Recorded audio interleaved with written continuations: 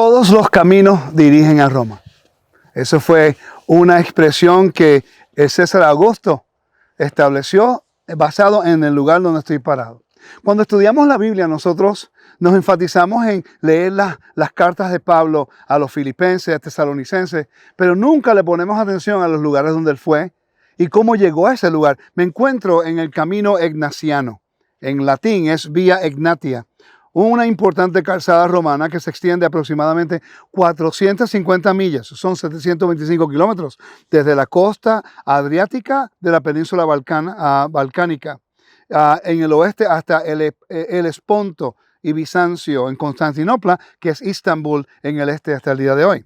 El libro Hechos capítulo 16 nos habla acerca de la llegada de Pablo a Filipo, este lugar tan importante en la historia bíblica, porque aquí hubo un evento en el cual una mujer que se llamaba Lidia, por cierto, está hacia el oeste de la ciudad, todavía se encuentra una pequeña ciudad con un arroyo donde ocurrieron los eventos. Cuando leemos la Biblia, familia, tenemos que considerar el aspecto cultural, histórico y también lo que es bíblico. Y sabemos que esta carretera que guiaba a todo el imperio de este a oeste y se conectaba con el camino Apia hacia Roma, de norte a sur, era muy importante estratégicamente para algo militar y el comercio. Y entraba directo por esta ciudad. Quiere decir que cuando Pablo llegó a esta área, entró por esa puerta, caminó por esta calle para poder entonces predicar el evangelio en lo que se llama de Vía Egnatia. Hechos capítulo 16 nos habla acerca de un evento importante en la narración bíblica acerca del evangelio. Nos habla acerca de Pablo venir a la ciudad de Filipo. Filipo es una ciudad muy importante en el tiempo del primer siglo, pero vamos a enfocarnos un poco acerca de los eventos históricos que ocurrieron cerca de esta ciudad, que fue lo que ayudó y abrió el más amplio camino para Pablo poder predicar el evangelio entre todo el imperio romano. El evento tiene que ver con una consolidación del poder. Cuando estaba Julio César y fue asesinado, que Octavio, que se convirtió a Augusto César, tenía 19 años y él fue asesinado en el año 44 antes de la era común.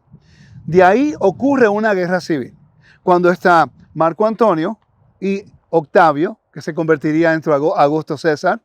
Ellos se están aliados y van a pelear en contra de los que asesinaron a Julio César, que se llamaba Cassius y Brutus. Ellos entonces se encontraron en un valle no muy lejos de aquí. Y ahí ocurrió la guerra, la cual Augusto o Octavio y Marco Antonio, ellos ganaron la guerra. Se dividió el imperio.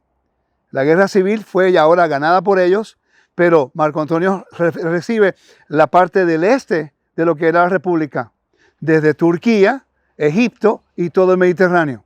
Y de aquí hacia Italia estaba entonces Augusto César. Se acabó la república, comenzó el imperio. Después, más tarde, usted conoce la historia en la cual Marco Antonio muere. Ahí se restaura todo el imperio y cae bajo la autoridad de Augusto César. Se convierte como el emperador de Roma. ¿Por qué ese evento y esa guerra que ocurrió? La guerra por Filipo, este lugar que estamos hablando. ¿Por qué esa guerra es tan importante para el ministerio de Pablo? Si esa guerra no hubiera sido ganada por Augusto César, es posible que entonces el evangelio no se hubiera proclamado en estas áreas con tanta facilidad. Pablo, siendo un ciudadano romano, tenía accesibilidad a todos estos lugares sin que le hicieran nada. Por cierto, el evento que ocurrió aquí, usted sabe, y lo vamos a enseñar un poco más tarde, en la cual abusaron de él, lo querían lanzar en una cárcel, y después él demandó de las personas que lo dirigieran fuera de la ciudad con honores, porque él es ciudadano romano. El evento de la guerra que ocurrió no muy lejos de este lugar abrió entonces el camino y facilitó para que el evangelio fuera predicado en el mundo, la cual ellos conocían. Hubo otro evento, los partos. Los partos hicieron un convenio con los romanos en la frontera de ellos, el Éufrates.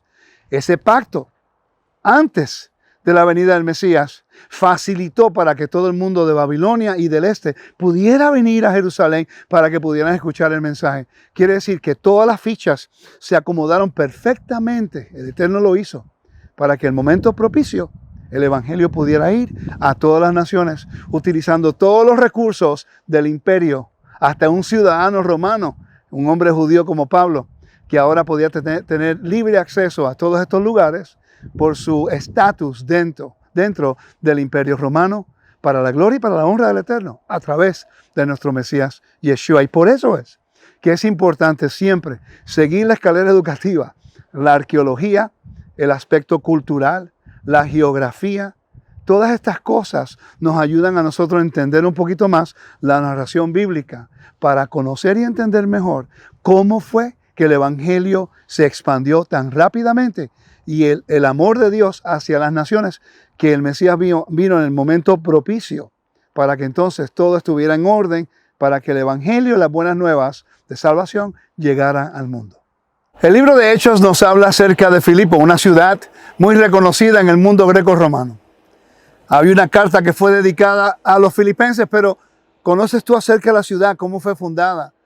¿Qué representaba? ¿Cómo funcionaba esta ciudad bajo el imperio greco-romano? Vamos a buscar un poco acerca de la historia. La ciudad de Filipos, cuando los romanos derrotaron al imperio macedonio a mediados del siglo II antes de la venida del Mesías,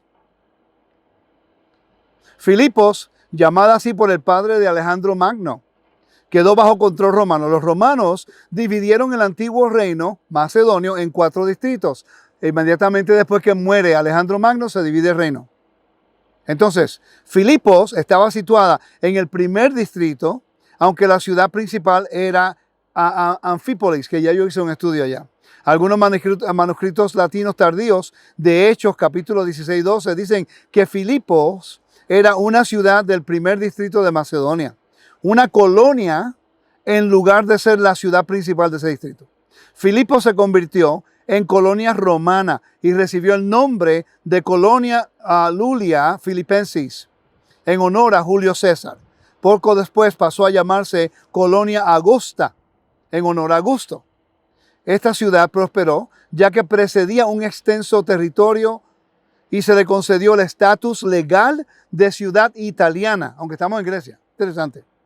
Se trataba legalmente del suelo italiano en Macedonia. Quiere decir que esta ciudad estaba bajo la autoridad y la protección del Imperio Romano. Muy importante, ¿ok? Entonces, para poder entender eso, es interesante porque aquí vamos a hablar próximamente del evento que ocurrió que causó que Pablo fuera encarcelado. Y cuando Pablo citó y dijo, yo soy ciudadano romano, todos los líderes lo escoltaron y se disculparon con él. Es importante entender eso. El estatus de la ciudad le da ahora a Pablo el derecho legal romano de poder ejercer su autoridad de estatus como ciudadano. Eso es parte de la enseñanza. Dice, por tanto, no se cobraban impuestos. Ser una ciudad legalmente italiana, se trataba legalmente de suelo italiano en Macedonia. Por tanto, no se cobraban impuestos territoriales, ni de capitación a los colonos, que gozaban de plana ciudadanía romana. Quiere decir que todas las personas aquí eran ciudadanos romanos. La ley y el sistema judicial eran romanos. La lengua principal en las calles era el latín, no el griego, muy importante. Sin embargo, 4 de las personas que conocemos de la historia de Filipos tienen nombres griegos: Lidia, Epafrodito, Eudia, Sintique. Véanse Hechos 16-14, Filipenses 2, capítulo 2, versículo 25 y el capítulo 4, versículo 2. Solo uno era latino. Esto puede decir algo sobre las clases sociales más abiertas al evangelio, ya que en esta ciudad los romanos de habla latina detentaban la riqueza y el poder. Es interesante porque basado en el idioma que se hablaba aquí, entendemos cuál era la casta que estaba en este lugar. Quiere decir que Lidia tenía estatus, era ciudadana.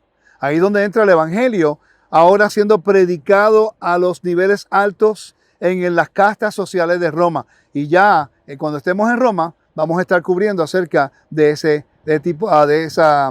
tema. La Biblia no solamente es un libro que nos enseña acerca de quién es el Dios de Israel y quién es su pueblo. Nos está explicando también con certeza a algunos lugares geográficos, pero uno detrás de otro podemos seguir la secuencia de los eventos del itinerario de Pablo en los 3 viajes misioneros. Pero en este caso, en su segundo viaje misionero, habla acerca de venir a la ciudad de Filipos. La ciudad de Filipos, que ya hemos hablado anteriormente de su importancia, de su localización, de la carretera vía Egnesia, la importancia de esa carretera. Pero ahora el libro de Hechos, capítulo 16, versículo 13, nos deja saber algo muy importante.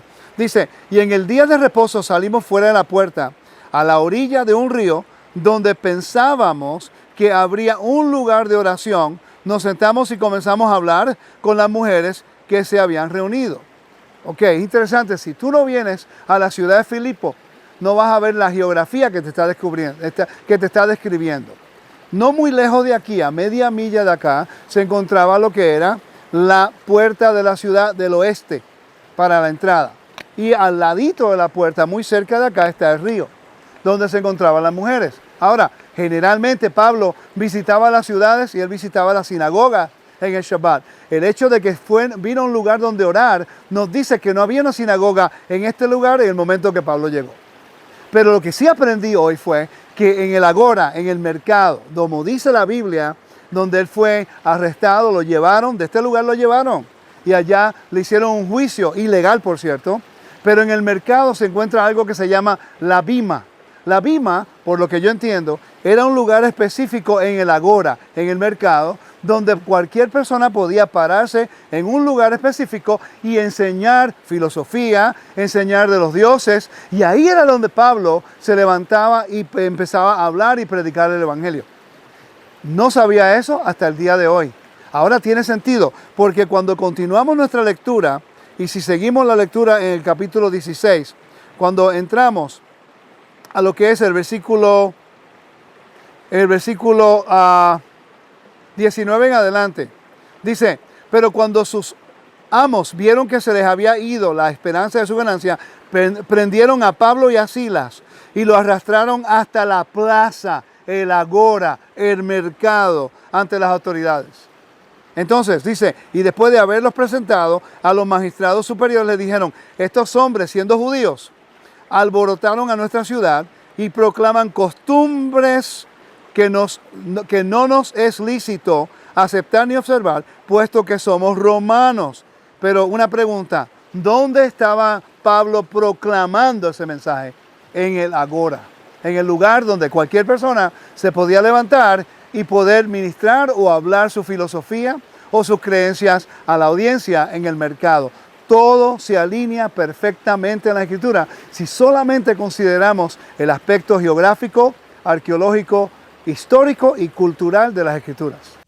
Hechos capítulo 16 nos dice que Pablo tomó un barco de Troas, fue hasta la ciudad de Neápolis, que es puerto, se encuentra detrás de mí, y tomó la vía Agnacia subiendo hacia Filipo.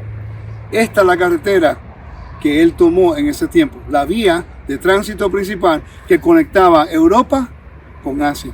Ahora sabemos que Pablo caminó aquí, Timoteo caminó con él, Silas y Barnabas estuvo con él también, acá también Lucas, que estábamos caminando hacia la ciudad de Filipos. Muy impresionante la ingeniería romana, lo avanzada que se encontraba, que hasta el día de hoy tenemos el remanente de esa gran arquitectura e ingeniería que ellos aportaron al mundo antiguo.